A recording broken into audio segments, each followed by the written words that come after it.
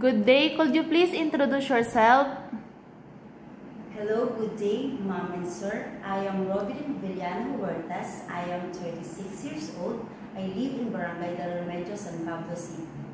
I am a college graduate with degree of Bachelor of Art in Psychology.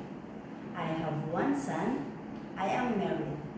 I have two brothers, ages 38 and 42. I have five sisters, ages 32, 34, 35, 38, and 39.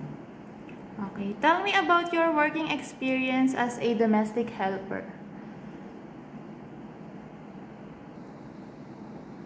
I work as domestic helper in Saudi Arabia, year January 29, 2018 and to February 2020. How many helpers in the house? Only me.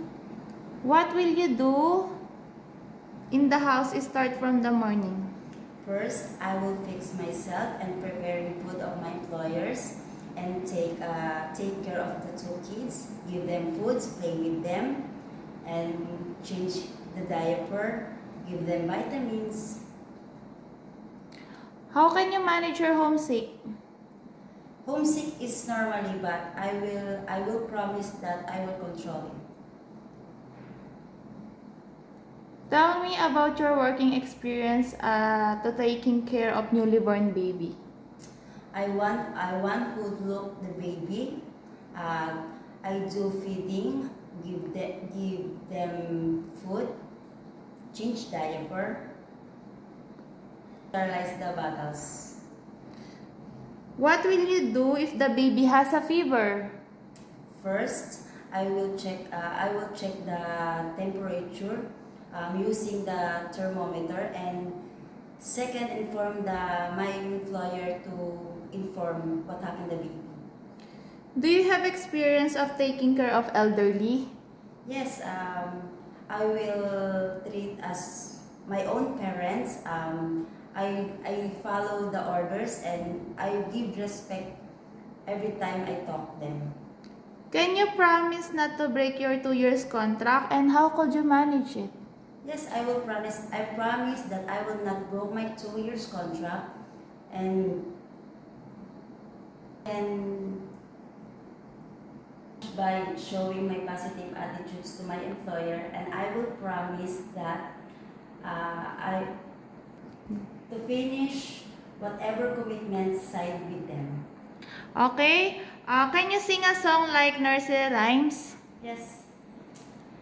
Twinkle, twinkle, little star, how I wonder what you are.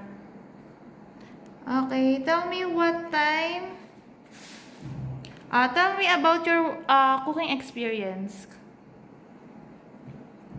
Simple meals of Filipino food like adobo, sinigang, fried rice, steamed, and I don't know how to cook Chinese food, but I'm willing to learn.